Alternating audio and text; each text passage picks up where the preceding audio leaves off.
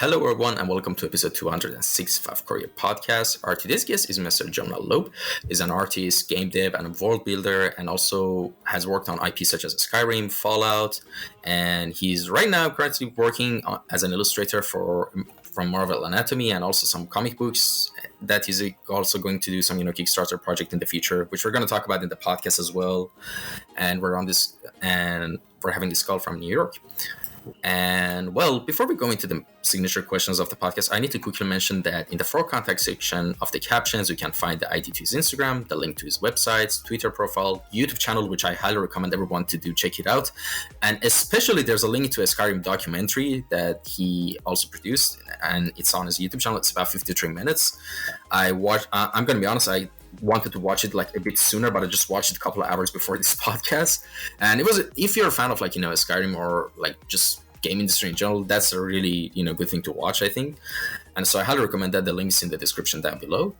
And with all this introduction out of the way, let's jump into the main signature question of the podcast, where I ask everyone basically give us a little introduction on how we got into the world of visual arts and design. Basically tell us the story of what journey did you go through that you ended up deciding to become an artist, I've always enjoyed art. I really enjoy the process of making art. I've always liked drawing a lot. And then when I was a teenager, I saw Jurassic Park, and I'd never seen anything so realistic in a movie before. And I went to the bookstore and while I was at the bookstore, I saw a copy of Making Jurassic Park, which was this great book. And flipping through it, I was struck by, it seemed like how many people had worked on the movie, not just people making puppeteers, but people making little clay sculptures, people doing graphic design work, people doing storyboarding and that kind of thing. And I was so stunned to see that there's such a wide range of jobs in the field of creature design and entertainment. So I think then that's when I kind of realized that I could potentially make creatures for a living. And so my goal was to make creatures for movies. And then when I got a little older in college, I realized that if I were to get a job in the movie industry, that I would be much more of a larger pipeline, and I would have less authorship and ownership of individual aspects of a film. And also there was something about knowing that, I could work for 6 months on a scene that takes place over the course of 7 seconds. It just it didn't sound particularly fulfilling to me. And I realized that if I worked for video games, I'd have a much more ownership over the pieces of art I created for the game, and people would be able to really truly interact with that thing in a meaningful way. And so that's when I decided that I wanted to go with video games over movies. And so I applied to a whole bunch of game studios, and I did not get in anywhere, including Bethesda. And then I applied again, and I didn't get in anywhere. And then I graduated college, and I spent 7 or 8 months just working on my portfolio, because my college was not geared toward that industry. It was a more well-rounded education, which I'm very grateful for, but it didn't necessarily get me 100% ready for the industry. But then I spent another about 8 months of my own time researching and going online and following tutorials and developing a 3D character art portfolio. And then I applied again to places, and I got in at Bethesda, which was fortunately very close to my home. And that's how I got my first job in the industry. And Bethesda was still a small studio, but they were on the up and up. And I was lucky to get in there when I did, because then I got to work on the Shivering Isles, which was the expansion pack to the Elder Scrolls 4 Oblivion, and then from there I went to Fallout 3, and then from there to Skyrim. Wow, that's for your first projects, initially in your career, those were some good projects to have on your resume, honestly. And yeah. I was very lucky. I did not know how lucky I was at the time. And what do you think? This might be kind of like a general or vague question, but out of working on all the IPs, of course, which one did you had the most fun with during the whole pipeline and the process of just going all creative mode on your process? What part of that was my favorite? Yep. I really enjoyed going a little off script a little bit. So, for me, I've never been particularly interested in simply transcribing a two-dimensional concept into a three-dimensional model, because for me, that doesn't leave any room for Jonah Lobe, the artist. So I was grateful during the years I worked at Bethesda that they gave me a lot of liberty to go outside of the concept zone and do my own thing. I essentially just checked in with both the concept artist and the art director before I began a new asset, whether that was a creature or something. And I asked them, what is the elements of this concept art that you like the most and which you connect with the most? And that would give me a strong understanding of what I needed to preserve from the 2D concept. And then anything they didn't mention for me was more open for my own interpretation. So being able to find the comfort zone there between following a piece of concept art and creating my own piece of art was really nice. And when it came to the actual work itself, I really enjoyed layering on detail, age, authenticity, because I think that aspects like wrinkles or folds or dust or cracks or that kind of thing, those all tell stories. And so that was that was my way of creating a sense that the things that I was making were real. And that helped me sell those ideas to the audience. And I was wondering, between the worlds of universe of Elder Scrolls and Fallout, which one of those two universes do you personally connect with the most? If you had to pick one. Definitely fantasy. I think the world of Fallout is intriguing and very memorable and iconic, but it's ultimately pretty depressing and a little too close to the real world, I think, in many ways. And for me, the lure of a good story is that there's something unexpected just around the next corner. And I think that in a game like Fallout, where you're exploring hidden depths in looking at ruins and all that, and it's cool, but the best you can hope to find is, another kind of assault rifle or a special a piece of a special helmet or something. And there's something about that just doesn't feel magical to me. It feels like, you're just collecting nice trash, whereas opposed to something like a fantasy game where you're finding, an ancient relic used to fight evil that is imbued with a magical spell. And, you're encountering spirits and ancient traps. And it's just it's a much more alluring fantasy world of adventure, I think, than Fallout. Yeah, I can see what you mean, definitely. But all right, now let's go back to another art question. Of course, in the introduction, I mentioned you're kind of working on comic books. You said you started as a 3D character artist, but I'm just wondering, and this is of course a topic we can talk about a little bit. We can deep dive into it a little bit further on in the podcast. But what is your main branch of design that you would say you're the most proficient at, and how did you start your journey? Let's say, for example, your main thing as a profession, in a discipline of design is, let's say, character art. How was your journey on that? If that's your main thing. Yeah, I think up until the last few years, I would say my specialty was 3D sculpting and character work.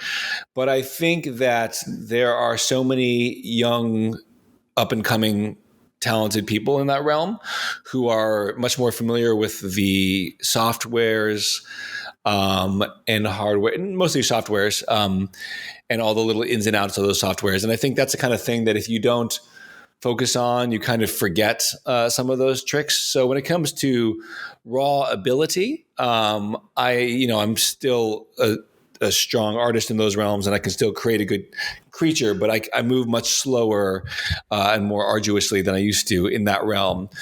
because I'm out of practice. So these days, I would say my specialty is probably illustration and concept art. I think when I left Bethesda, I kind of felt like it wasn't that I did not have more to learn, because you can always learn more in a particular realm, but I felt artistically confined to programs like ZBrush and that kind of thing. And I felt not just restrained by tech like that, but by the fact of working at a game studio and being part of a pipeline meant that my level of ownership and artistic influence was severely restricted to my role. And the realms of concept art and illustration allow much more room for total control. I get to control the art style. I get to control the medium. I get to choose the subject matter, and I don't. And I think also there's more poetry in two-dimensional art, insofar as in 3D art, you have to design every inch of a character. So I would spend a whole day working on the underside of a character's feet, which is great and gratifying and spectacular practice, and hopefully resulted in some good results. But I think there are artistic sensibilities that govern the human eye. And I think that when you look at some of the masters when it comes to painting, a good painting can control where the viewer looks. The viewer thinks they're in control looking at this piece of image, but with things like composition and line work and contrast, an artist can manipulate a lot of things behind the scenes. It's a broader range of power, I think, which is very interesting. I think also with illustration, you're able to create more than one character at a time and place them in settings and choose the perspective and that kind of thing. So you can also, there's a degree of storytelling and of emotional connection and dramatic effect that are present in illustration that are not present in the isolated realm of creature design. So I think that as an artist and as an interested and creative human, ultimately I have found I am immensely grateful for my 3D design years, and I don't want to walk away from those. But these days, what really sings to me is illustration and concept art. All right, interesting. And actually, that's a topic that I want to, as I mentioned, I want to talk a little bit deeper down the line of the podcast, like about how switching, positions and roles. That's because that's kind of a big topic on itself, and I want to give it a good time. But for now, let's go into another subject. Sure. Which is, how does your design process usually go anytime you want to start working on a new piece or a project? Like, basically, what does the structure of your pipeline look like? I guess a lot of people who might listen to this podcast know you for your 3D character art, and maybe you could give an answer for both, actually, if that's possible. One for illustration and concept art, and one for your 3D pipeline and process. Yeah, sure. When I'm working in the 3D realm, I'll start a piece very roughly, and it's my rule that I never go into the specifics of an image right away. And so a lot of people jump into ZBrush and they punch the subdivision levels up all the way so that they're working with quite a ball of clay, really, and that's has a potential for high detail and that kind of thing. I never do that. I always start with a very low resolution mesh, and I really focus on building out the form and establishing the look, the feel, the stance early, and really focusing on that. And then once I've found that basic physical structure, I'll start to lean into the kind of the poetry of the pose, the larger shapes, the larger lines, trying to think of what exactly, how my eye flows across the piece. So for a while I just massage and push and pull. And as I work, over the course of days, I'll add more subdivision levels, or I'll add subtools, that kind of thing. Although I don't like using subtools until I have to, because the moment you break off a sculpture into multiple pieces, it becomes more increasingly difficult to have to juggle these multiple pieces, when what you really need to do is be able to see the model as a single whole.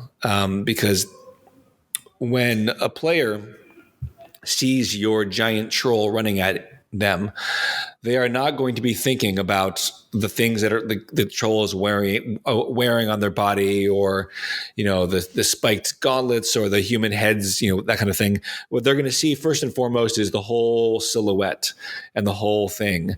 And then only later will they start to look at the details. And so I try to focus as much as possible on the large shapes early. Once those shapes are in place, I'll start breaking in and really establishing key points of the anatomy. And then from there, I will refine and then begin to add the last thing I add will be the surface detail, because that's the last level of detail that you notice. And in most video games, you don't see characters very up close. You just don't, because they're running at you and you just shoot them down or whatever. You see most things from kind of a middle distance. And so it's the middle distance where everything has to look best at the middle distance. So one aspect, sorry, there's a cop car. No worries. Please, there's a ambulance or something. There they go. Yeah, you can tell me you're from New York without telling me you're from New York. Yeah. So then, so I think if you look at my models, you'll notice that a lot of them have very clear, if you cast a light on them, they have very clear shadows. And there's a very clear level of detail that right around the midpoint where everything stands. And if I was showing that visually, I could show you with my hands, what I mean, but maybe that's a little confusing then. And then when it comes to 2D illustration, I will start with thumbnails, sketches, really, really, really loose sketches of the same image from a couple different viewpoints, or I'll give it the same character a couple different tries of drawing to get it right. And then once I've done several of those, I find and I don't spend much time on that. I probably should spend more time, but I don't. But once I find a pose in a scene that I like, I'll draw it a bit more detailed, and then keep on adding detail to that. And then from there, move on to the line work and the painting. There's a bit of a difference between illustration and concept art. Concept art can be much looser and messier. Illustration, it has to be a bit more polished. And so I'm still navigating the correct pipelines for these things. And I suspect I'll never quite get it right. Yeah, I know what you mean. And there's a couple of questions now I want to ask. Now I'm just alternating between miscellaneous random questions and art related question, because I want to keep the podcast not so monotone. Sure. So my question is, on your first playthrough of Skyrim, which faction did you choose? A Stormcloaks or the Legion? Was that the Legion? Oh, the Imperials. Sorry, I messed up. I think I picked the Stormcloaks. Yeah. Even though they're pretty racist. But I didn't know. But Imperials, also the Imperials, I'm not into them. They look too much like the Romans to me. One of the things I discovered Bethesda when I played Morrowind, and it was so weird and cool and different, and I found it so appealing.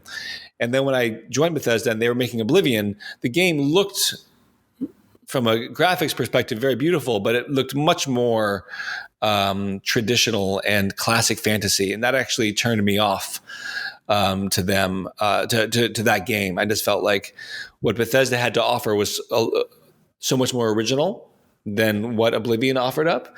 But that's what I like about the Elder Scrolls, is that every game takes place on a different continent. So that was a continent that just happened to look much more traditionally Lord of the Rings. Whereas Skyrim looks traditionally like a Viking's tale. So I am always going to choose the side that looks less classic fantasy and more different, because that's appeals to me. Yeah, I'm going to be honest. I think the first time I played Skyrim was around, I guess, 2012, 13, around those time. Yeah, I guess around 14, 15 years old at the time. And yes, I'm going to be honest, my first choice was a Stormcloaks because, like, of course, my rebellious teen nature, I wanted to be anti-establishment. But then when I grew up, I was like, oh, God, if I have to, because here's the thing, I'm a real sucker for a good RPG game, because my favorite game of all time is Fallout New Vegas, actually. I played that, I guess, more than 100 times, to be honest, at this point. And the thing is, I even replayed that back, and I tried to actually strategically think, what is the best outcome for this area? And for Skyrim, I realized, I don't know. I guess Imperials could be better in the long run because they would be much better defense from the outside forces of the High Elves and all that stuff. But yeah, Stormcloaks are basically it's like make Skyrim great again, something like that, Yeah. Exactly. I generally avoided both sides, though. I think I just my what I love doing is just wandering in those games. Yeah, definitely. Yeah, Jeremy Soules did an amazing job on the soundtrack. Yeah, it's very good. Yeah, and what was your first build like? What was your first character build? Mine was a Destruction Mage. I was wondering, what was your first favorite build to go? A Khajiit archer and swordsman. He was very cool. He was very, very cool. I can't remember his name, but I have a fantasy book that I've been writing for 20 some years, and one of the main characters is like a cat man, and so I just had to try to play him in the game. So yeah. Yeah, I mean, the question I just asked is kind of interesting because when anyone, regardless of what kind of person, like what kind of character you try to role play as, whether it be like a great swords warrior or I don't know, a sneaky archer or whatever, everything will lead down to like a stealth archer route, regardless. Yeah. Like that's a whole meme on itself in the community as well. It's so fun. Exactly. It's so satisfying. And now, another thing I want to ask you is: have you ever used your dreams as inspirations for your works in any capacity? That's interesting. Yes, I can't think of many concrete examples, but I'm definitely a big believer in paying attention to your dreams and listening to your dreams, because I think that there's a lot of really rich material, that your subconscious comes up with. There's a couple landmark dreams I remember that caused me to wake up and try to write something down or think about it. But I can't say that I can't think of any concrete examples. But I remember one time I dreamt that I had a little like shadow man in my pocket that he would ride around with me, and he was an elder god, and he was kind of made out of shadow or whatever. And when I woke up, we had this piece of plastic lying around that was kind of like kind of a charcoal colored clear piece of plastic, so a little bit like sunglasses kind of, but that kind of it was just a sheet of plastic. Sorry, can you hear that heater going on? Yeah, a bit, but it doesn't matter, don't worry. Okay, all right, great. And I cut out the shape of the character from my dream, like in that, and I still had that somewhere. So it was definitely like a thing that stuck in my mind. So yeah, I think there's a lot of power in dreams, in terms of symbolism and the way they make you feel. And I think paying attention to them, I think, is always worth it because there's something, it's weird enough. And I think the brain does what we are used to doing professionally as creators, which is, creativity is just connecting things that don't necessarily go together and thinking up and thus creating new things. And I think that's what your brain does when you're asleep, is it just slaps a whole bunch of ideas and thoughts and feelings and imagery together into these little stories. And because it's your unconscious doing it, it's often loaded with meaning. There's a reason that your brain picks this and that and pushes them together, because often in some way in your heart, you feel that these things actually are connected. Yeah, and speaking of that sort of stuff, there was this artist I interviewed a while back. Like by a while back, I think I mean around I think the last spring, and this is something really interesting about dreams that dreams are usually like, things, of course, we all know that dreams are kind of like, the visual representation that's whatever is floating in our both subconscious and conscious mind. But when it comes to like, art, it's also important to have this kind of ritual for ourselves, especially not just art, in any creative endeavor in general, not just any endeavor, to have some sort of conscious reminder in our daily lives. Like, all right, I'm sounding a little vague. Let me clear it up for a second. Like, for example, sometimes you might feel like you're in an art creative block or something, an art rut or something. Maybe you of course you pick up a sketchbook and you try to sketch and sketch and go along, get warmed up, and you ideas will pop up eventually. But here's the thing: maybe you could turn it into like a ritual, and maybe on your wrist here, like do a little mark, do a little tick, and you keep doing that as a consciously. So here's the thing: when you keep doing that repeatedly for a long time, you kind of see that action in your dreams. And when that happens, it's going to be a reminder that, oh, we're dreaming now. So you can start lucid dreaming and construct whatever you want. It's kind of like VR, but in your dreams. It's like the most powerful, like, engine to, make your artworks or inspirations to come alive. I only managed to do that once. And because I didn't practice enough, like it quickly snapped. Like I remember, I actually did that when I was, I think, 16, 17 once, but I've been too lazy to practice on that, and it's kind of freaky as well, because if depends on everyone's brain chemistry stuff, you might have a bad trip basically. But one time I remember I was actually having this dream, then I did the reminder thing. I was like, okay, we're dreaming. So I quickly imagined I'm on like a sci-fi surface of a Mars area, kind of like that, extraterrestrial, like broken down, destroyed cities. But then again, imagine I was in Gotham, like in the sky, and then I think I woke up after that because I got too excited, I guess.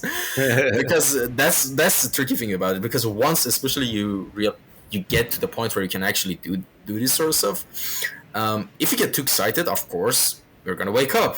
If you get too nervous, anything, doesn't matter. It's a bit tricky, but yeah, I always wake up. Yeah, for anyone who's actually listening to the podcast or watching the podcast on YouTube, I highly recommend to try this thing. It doesn't have to be like writing something on your wrist. It could be anything. Maybe it's just playing with, I don't know, a keychain you have. Like, just make it a ritual that you consciously engage in, like every single day and multiple times a day. And while you're doing that, just think of, all right, I'm doing this right now. I'm doing this right now. I'm doing this right now. Then boom, suddenly, like maybe a couple of days, weeks later, you do that in your dream because it goes into your subconscious. You know what I mean? That, I know it's getting kind of freaky, but it's actually, there's some truth to it.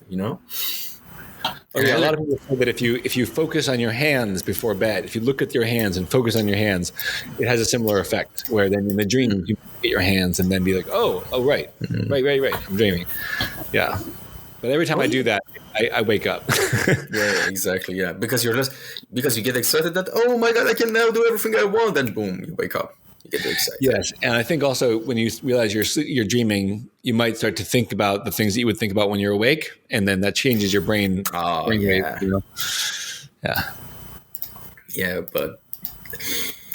And all right, the next thing I want to ask you is, who are some of your favorite artists and designers that have inspired you the most? I get asked this a lot, and I have a very hard time answering because if you'd asked me 10 years ago, I would have had a much easier time of it because I wasn't on Twitter then. And I think something that's happened in the last 10 years, I joined Twitter 9 years ago. Twitter is a bit of a dumpster fire of a place, but when it comes to connecting with the art community, the digital art community, it's pretty spectacular.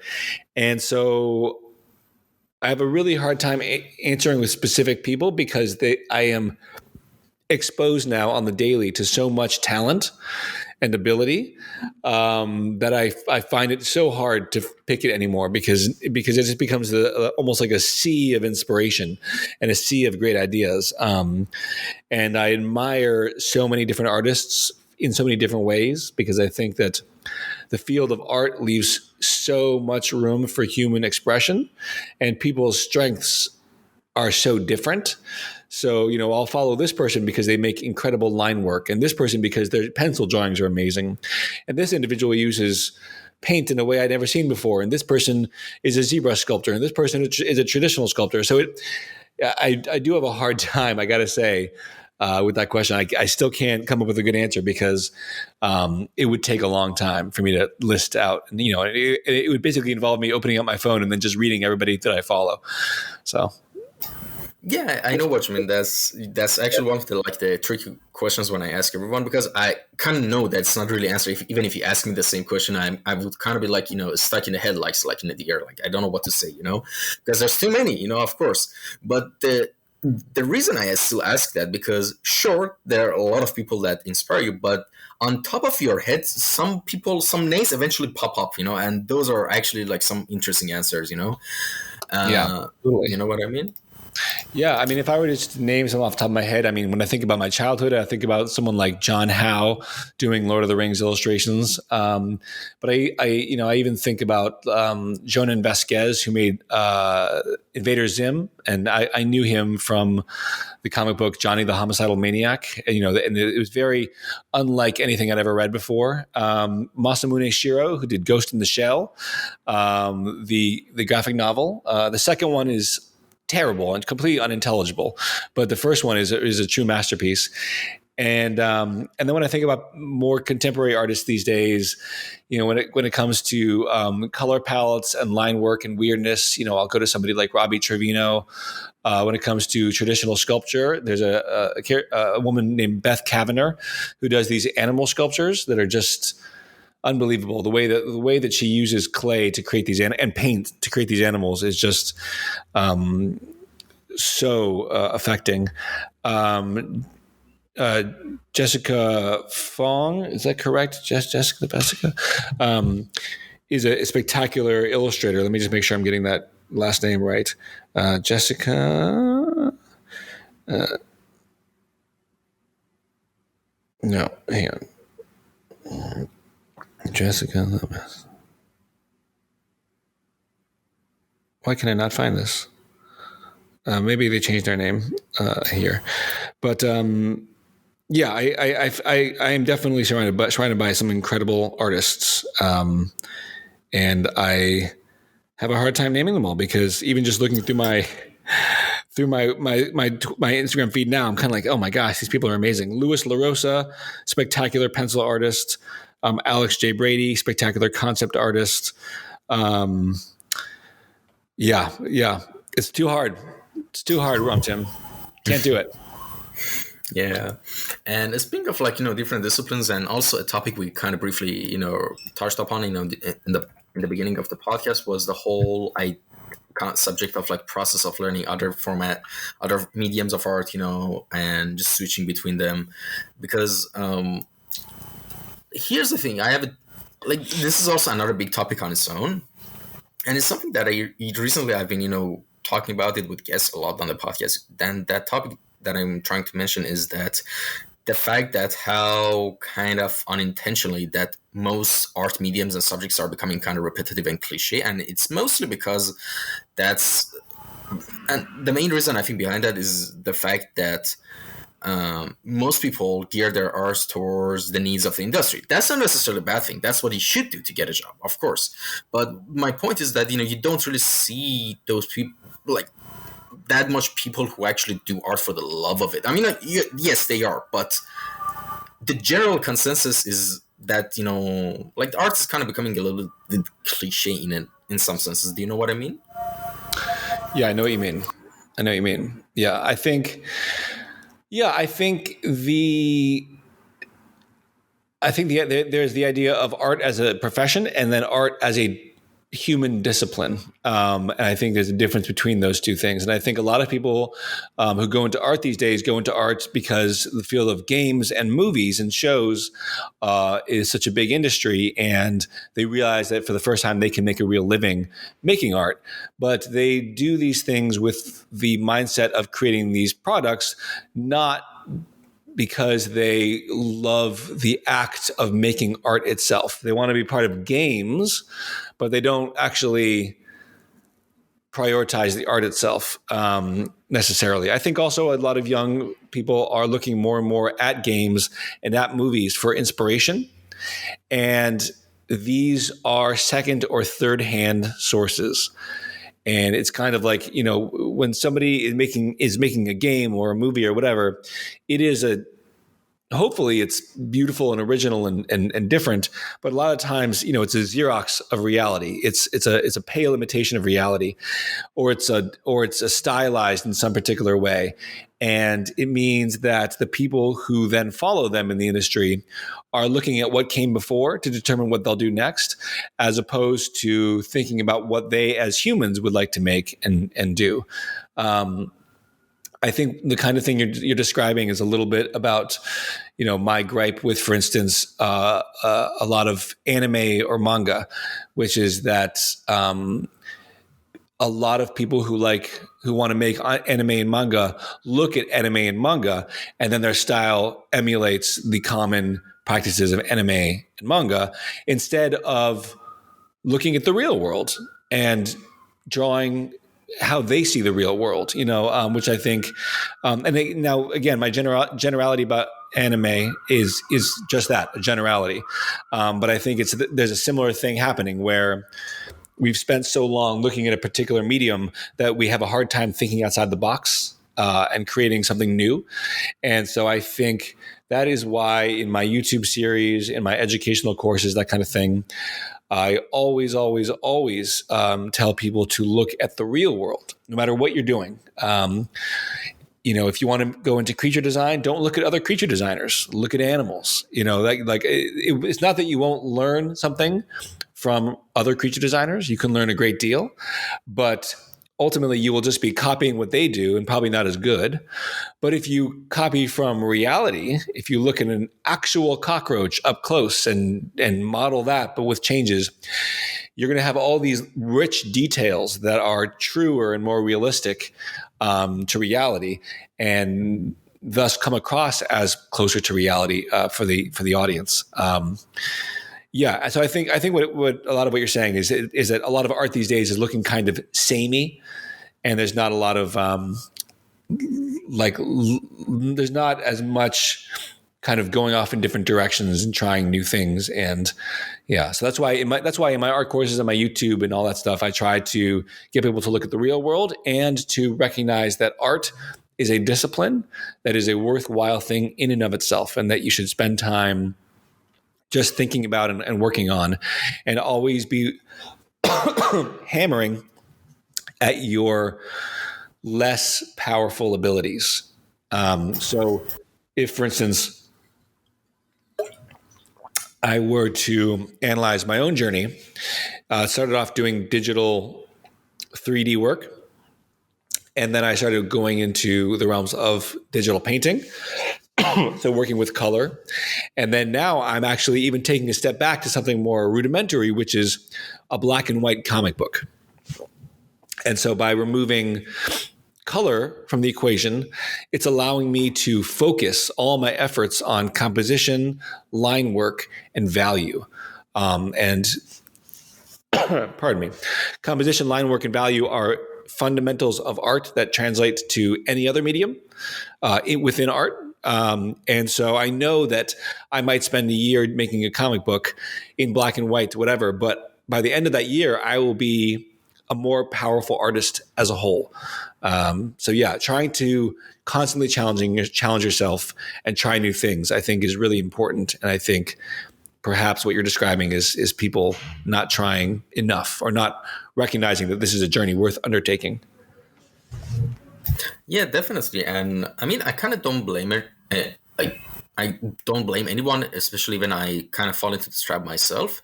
But because we live in a capitalistic world, of course, money is important. You try. Everyone basically, here's what I'm kind of noticing, and I kind of caught myself red-handed with that as well. The fact that you pick a discipline that you like, I assume. Hopefully people do that. And you try to become super good at it. Then you do the bare minimum to get a job. You enter, of course, as a junior, you develop, but your development, here's the thing, your development is limited. It's kind of stagnates because you're like, all right, I get the job, I get the money I want. That's it. I don't need to become a better artist. That's what I've seen in the most like, a lot of things, this kind of trend in a lot of artists actually. And it's kind of sad because imagine if like artists would get the same amount of recognition and, just, the stability to actually do what they love, because you would have a lot of artists who would approach art like how, like, researchers approach, like, sciences, and I think that's really important, and speaking of that, also I want to quickly mention that you also worked on as illustrator for like a Marvel illustrated Marvel Anatomy book as well, which I think was a really cool, idea. The Amazon link to the, if anyone wants to buy the book, it's in the description as well. You can check that out. And tell us a little bit about that. Actually, how did you stumble upon, this opportunity came up to you actually? I've been present on social media for about 10 years now. And that has made me more visible to potential employers. And having worked on Skyrim and Fallout, that earned a lot of goodwill. As you said, those were really good marks on my resume. And so I think that the editor at a publishing house had been following me for a few years because of my work on those games, which he quite enjoyed. And then he had this idea for a Marvel Anatomy book that he pitched to Marvel, and it took a couple of years, but they eventually agreed. He had a comic book writer come up with the manuscript, and then he was basically shopping around for the perfect illustrator. I think he interviewed a few people, but nobody seemed to be quite right for the job, and because I think it's a very unusual job. But when he approached me about it, I was very excited because I've put a lot of effort into learning anatomy. As a creature and character designer, it's kind of imperative that you learn anatomy. And, as a creature designer, my job was to take animals and people and combine them, in some way. And so I was quite familiar with the human body and musculature and bones and that kind of thing. And I recognized that this opportunity to create this book what represented a very unique opportunity for me, Jonah Lobe, to create things that would become Marvel canon, which is a very rare opportunity because Marvel, they're a cast of superheroes. They have. Yeah, I've never actually been immensely artistically interested in heroes because the outfits are already picked, the villains are already picked, the storylines are written by others. There wasn't just, in the same way as that I wasn't interested in just transcribing 2D concept art into 3D models, I was not interested in simply being one more artist drawing Batman or Superman or whoever, because there was no room that I saw for my own creative freedom. But this seemed to offer intense creative freedom. Over the course of about a year, almost a year and a half, I worked on this book. It's a 230-page book. It's got over 60 heroes and villains, and I just ground through it. And I was very pleasantly surprised at how much creative freedom I got, and how many things I was able to kind of invent that then became part of this book. So it was really fun, and it was a good. I felt like if I can do this book, then I'm officially good at anatomy. If I can make a fake anatomy book, then I'm okay. Then I think I can check off learn anatomy from my list of things to do. And not that there's not so many more things for me to learn, but then maybe then I can move on to other things. Because I think about 10 years ago, I decided that I really wanted to be able to draw any human from any angle from my imagination. And I'm still nowhere as good as I want to be, but I can do it now. And so I think I can now focus on other things like cartooning, that kind of thing. Yeah, that sounds awesome. And this question, I usually reserve the next question that I have for people who've been kind of like, have a lot of experience in the industry. And basically, the question is, any advice and any major tips and advice you got for anyone who wants to, as a junior, get into the industry, like, for a resume, portfolio, or just anything else in between in general that you might want to mention? Yeah, I mean, I'm not the best person to ask about this because I've been in the industry for so long now, and because I worked on Skyrim and Fallout, I think a lot of people just give me the benefit of the doubt, anyway. But I do know one really good piece of advice, which is if you are a beginner, it definitely pays to specialize in one particular role. Because you can always learn more disciplines later in your life. But I think that, and I think it's important to cultivate interests in lots of different subjects early on as well. But I think a lot, especially if you're interested in getting into, quote, the industry, I think you want to be seen by potential employers as a plug and play employee.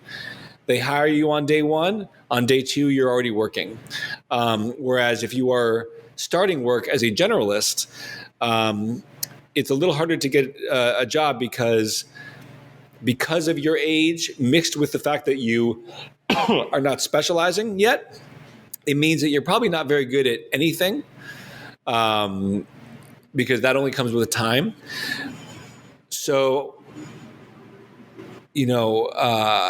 to get that first job, I think it pays to gear your talents toward that specific skill. In my mind, I imagine getting a first job a lot like hunting a buffalo. And you creep up on the pack and you throw your spear and you hope that when it hits something, it stays in that thing instead of just kind of bouncing out. And to do that, you have to make the tip of your spear as sharp and powerful as possible. And so if your talents are not immediately visible, your resume is not going to stick. So from my my own experience, I knew that when I applied to companies by showing them some of my 3D work, some of my 2D drawings, some of my digital painting, some of my animations, I wasn't getting any bites. But once I spent 8 months and made just a demo reel that showed off just my character design abilities, my 3D character design abilities, that's when I got my first job. So in the years since then, I've learned a much wider range of things, but to get that first job, I had to prove that I could do the job that they were going to hire me for, and they were going to hire me for a 3D character artist. So it can be maybe a little nerve-wracking to pick one thing when you're interested in so many different things, but I think just recognizing that life is long, hopefully, and you will do more things later on. I think it's good to try to get really good at one thing early. The buffalo analogy was actually such a good analogy now that I think of it. Yeah, that's so true. It's like the spear is your resume and your portfolio, and the tip of that spear is basically the impact. When somebody sees your work, are they impacted or are they not? If you're a generalist, you're working with like a dull edge to your spear. It can have lots of really cool things on your spear, and it can be painted and have feathers on it and all that. But if it didn't make an impact the first hit, you're not going to get the job. I recognized at the very beginning that I did not have the technical ability that a lot of my competitors did, but I knew that I was really good at characters and personalities, and that characters and personalities are what is truly what leaves an emotional impact on your audience. And so when I got an art test for Bethesda and they sent me a picture of a raider from Fallout 3, I saw all of the gear that the raider was wearing and all these little details. And I thought to myself, there's no way that I can do all of that detail. But if I am really good at conveying a believable and human expression in the face and get everything else pretty good, then that will leave an emotional impact on them, and they'll hire me. And I think that's probably how I got the job. Is I focused on what I was good at, which was making a believable looking person with a very realistic and engaging kind of personality. And I actually had a question. Whenever you do art tests, especially for something like characters, do you also have to give different iterations for level of details, or just one high detail version to showcase your skills is enough? I'm just kind of curious about that. Sorry, in what context? Like usually like environments and like assets and props and stuff like that. Of course, you probably know it as well. You have to like kind of make the high poly version to low poly version to meet like in different kind of level of details. So I was wondering, because the characters must be a little bit different because they're so high poly usually. So how does that usually work when you want to present your work for, I don't know, like let's just say an artist, or maybe just even on the game, not just an artist, in general. But when you say present my work, what do you mean, to a general audience or to an employer? To an employer, like in the studio, you're working on a character, and I assume you work it on a high poly, like maybe in ZBrush you sculpt the character, and of course for the optimization purposes, that's what I'm trying to ask. I see. For optimization, so I'm pretty old. I just turned 40, and so I've been in the industry for a while. So when I started, poly count mattered a great deal. You had to keep your poly counts low, and so I am very good at delivering very low poly finished game ready models. That of course, my ZBrush model, my high poly model can be endlessly detailed. But the low poly model, I'm very good at keeping it low. So when I worked at Bethesda, over the course of creating one asset, be it a monster or otherwise, I would check in with my art director quite a bit during the beginning, the first maybe couple days of a project, so they can get a sense of the foundational structure, the general look that I'm going for. And then I can tend to go off on my own more because everything else is just details on top of that. So just to make sure that I was kind of doing what they wanted me to do, I would check in a lot early, and then I would do my own thing. And then, yes, I would do the high poly and then the low poly based on that. So it's never a question of simply just, making the model and then showing them the final.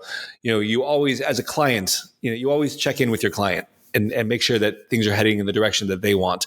And that minimizes trouble for both of you. It saves time ultimately, and it makes sure that they're always on the same page. And and to create a final low poly game ready model, you'd be surprised by how much information a normal map can remember. And I think animators also appreciate it when your model is not too high poly, because it makes skinning and rigging easier. At least it did when I was a youth. These days, they probably have all kinds of automated software. Oh, speaking of automation, that's just another controversial hot topic, AI and all that stuff. Oh boy. And all right, so actually, like just on a quick tangent, I wish like things like retopo and all this stuff would be done by AI instead of all the fun things that the AI is trying to take over. But I guess I saw some news that the issue is kind of getting resolved by now. But with AI art, yeah, like they're getting sued pretty hard. I guess the creators of like Midjourney, all that stuff. Yeah, they definitely deserve it. Exactly. Yeah. No, I really hate AI art. It's scary because it's not really getting. It's there's now a counterattack, but I would not say by any stretch of the imagination that it's getting resolved, because what we're seeing, the AI that we're seeing now, is level 1. And if there's anything we know about technology, is that it grows at an exponential rate. And so I think AI should be really, we should all be on the lookout for AI, because it is not our friend. It is not our friend. I think that some people are excited about it, and some people have better reasons to be excited about it than others. But and I recognize that I sound like an old person when I describe my fear about it. But the fact remains that when AI can do so much now, it is rendering human ingenuity, human creativity, and human labor less and less important. And so, yes, AI can provide a lot of shortcuts, and hopefully those shortcuts are healthy and useful and helpful tools for us. And that's the best version of AI that I can potentially hope for. But I worry about people who are younger and getting into the industry now, because it's getting to be a scary place when you can compete against an entity that can remember thousands of images all at once in perfect detail and recombine them to create original concept art or what have you. That is very scary times. And so I'm hopeful that the lawsuits go well. But otherwise, my best possible response to AI in general is that we find the programmers responsible and we cut off all their fingers. I'm kidding, of course. Yeah, I'm kidding, of course, but I hate it. I hate it down to its core, because I think, the animator, the movie maker Miyazaki said basically that it's an insult to life itself, and I totally agree, because there is, I am not a religious individual, but I believe that there is something close to holiness about art, whether it's writing, martial arts, music, drawing, painting, sculpture, because it allows the human mind to enter a space of work that is unlike any other, a certain kind of a Zen place. Flow and it's states. a time, and yeah, exactly. And in these fluid states, I think there is something very powerful about human achievement to be said when it comes to the practice of art and the discipline of creating art. I think there is something very special about it. And I think that our art is a reflection of our souls. You could never draw what I draw, and I can never draw what you draw, because not only are our abilities completely different, but our life experience is completely different. And I know that I feed my life experience into my art in all kinds of different ways. And so the idea that we would outsource human creativity is horrifying to me.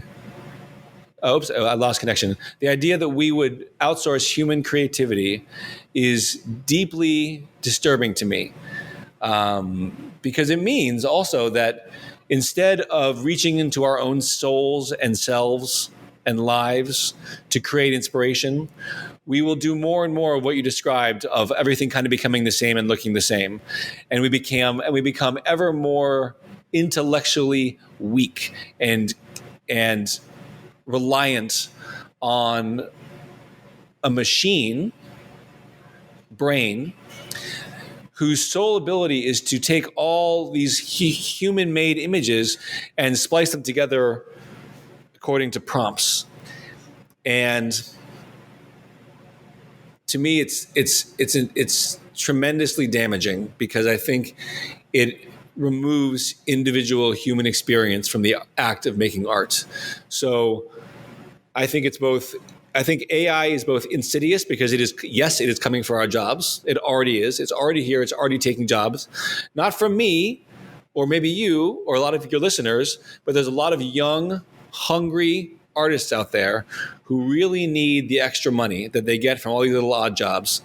And AI is already prepared to take those little odd jobs at an ever increasing number. And I think, should AI be used to make cars? Yes. Should AI be used to make microwaves, computers? Yes. Should AI be used to expand our abilities in space and travel and all these things? Absolutely. Should AI be used for art? Absolutely not, because that is the one thing that makes humans special and that allows us to dream. Yeah, exactly. There's so many things to touch up on this whole thing. But to me, it's very basic. Like, why do people are even interested in just, removing the most fun part of the creative process, like, the whole process of experimentation, doing things and discovering new things by yourself, and you want to skip that. And another thing that was extremely disgusting when I saw it on YouTube. Like, this is also another subject: the whole hustle culture and grind that is this past decade that's been so mainstream, especially these days. There were actual videos on YouTube with 300, 400K views or something. How to make money with AI art, and on the thumbnail is some guy doing this and like 5K in 1 month with AI art, and that to me it was like, ugh, like so disgusting, honestly. Like, Yeah. money ruins everything, honestly. Like, I know I sound like some leftist socialist, but it's true. Like, capitalism ruins everything to its core, honestly. I agree, because it puts any. I mean, listen, yeah, I'm not a socialist either, but any system that has no intrinsic value for art, for instance, or any system for whom a forest or a jungle is entirely worthless until it is raised and developed into buildings, at which point it becomes money. That's capitalism. That's literally the idea that untouched, beautiful nature is totally worthless. That's scary. Yeah. Yeah. Oh god. Hopefully we won't. We're actually on the route to dystopia in some senses, but hopefully some changes will happen. We don't know. Maybe in 10 years, who knows what's going to happen? Nobody knows. Nobody Exactly, knows. nobody It'll knows. be the future will be more horrible and more beautiful than we can imagine. But it won't go one way or another. It will go both ways. It will get worse and it will get better. Yep. And all right. Speaking of future, what are you working on right now for your future projects? I mean, what kind of project is it? I mean, of course, if there's an NDA involved, which 99% of the time there usually is, what kind of thing are you working on that you can share a little details about? I'm doing a little bit more superhero anatomy work for a different publication at the moment. Just nothing of the scale of Marvel Anatomy, but just some commissions. I worked with a guy in Greece to create some custom made dice for D&D. Dungeons and Dragons. So I have these like really cool. He cast them in metal. Oh, nice. Your audience cannot see this, unfortunately. On the YouTube version, they have to switch to YouTube version on March 1 hour and 1 minute and 50 seconds. You can go on YouTube and check the dices out. And then for anybody who's interested, they can check me out on Instagram, and I'll have pictures of that as well. So those are odd jobs, and then larger scale, I'm thinking about. This year kickstarting my own comic book, because as wonderful and as privileged as it has been working on games like Skyrim and Fallout and Marvel Anatomy, these titles belong to corporations. They do not belong to me. And I am at a point in my career where I've decided that I have enough ability and I have enough name recognition that the next logical step for me is to generate my own intellectual property and put my own name out there on a product. So I'll be kickstarting a comic book. It'll be called Quiet, or Quiet Level 1. It'll be black and white. It's about a little skeleton character who is in a fantasy world, a dark fantasy world, and he's facing up against a large barbarian human, and it's kind of like a 1 versus 1 kind of setup. But it's a whimsical world. It's a dark world. It's a whimsical world. It's cute. The main character is very cute, and it'll be very exciting to see if I can. To understand the process of creating my own comic book, which I've never done before, and of marketing my own comic book, which I've never done before, and selling my own comic book, which I've never done before. And I think it'll also feel very gratifying to have made something that belongs entirely to me. So that's next. That's what's up next. And then, but I will also be continuing to work on YouTube, on putting on all the different projects I'm working on, putting them on YouTube with the intent of educating, people on exactly what your podcast is about: art and creativity. That's awesome. I also, of course, I mentioned in the beginning of this episode, for anyone who's listening, you can check the link to the book to the Marvel Anatomy book, the Skyrim documentary link, the link to the YouTube channel, and also the link to Mr. Lobe's website as well, so you can check all this stuff out in detail. Of course, Instagram and Twitter is there, so do check it out if you're interested or you've been intrigued by now, which I highly, by the way, just out of everything, listen, I'm just going to say a little like this. Out of all the links I mentioned, check out the Skyrim documentary links, trust me. That's like such a good documentary. I really enjoyed it. And especially for someone who also I was going to say for a second wasted a lot of my hours on life on this game, but I wouldn't call it wasted because I actually enjoyed it, honestly. Like, what would I do if I didn't like play Skyrim? Like, I don't know, go out and socialize? Who needs that? Who needs that? I know. Exactly. Overrated. Yeah. And all right, we've reached the final question and section of the podcast, which is called appropriately time capsule. All right, so I think we can already kind of guess, what the time capsule segments might be, but I'm just going to explain it like this. Imagine right now, we record this part of the podcast is going to be like a recording, and that's going to be put in a time capsule, right? And anyone at any point of time in the future can listen to it. If you have, in this opportunity that you have right now, what would you have to say to anyone who might listen to this, audio in the future? It could be anything. It doesn't have to be an art tip or advice. It just should be something out of Jonah Lobe, What do you have to say to anyone who might be listening? It's like your opportunity to say anything that a lot of people will hear in the future. Let me think about that one for a second.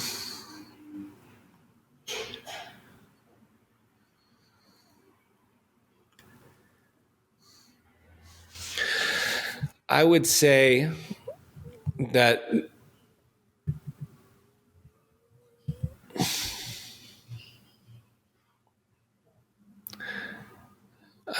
do all you can to cultivate an interest in this world that we live in now, to cultivate an interest in other people, in understanding other people, and to always, as much as you can, say yes to new experiences.